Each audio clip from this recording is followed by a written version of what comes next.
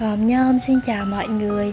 Ngày hôm nay thì mình có đi ra thị trấn, xong mình mua dây xích cho em và mua thuốc trị ve và thuốc sổ giun cho em luôn.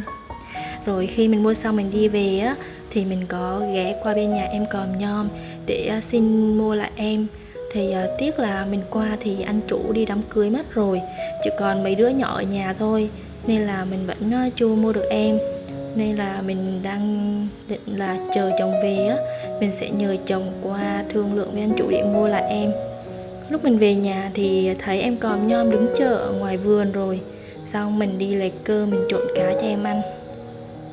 Em bữa nay cũng biết đứng chờ á, em không bỏ đi luôn, em chỉ đứng chờ khi nào gặp được mình thì được ăn thì em mới đi thôi. Em cũng thông minh lắm rồi.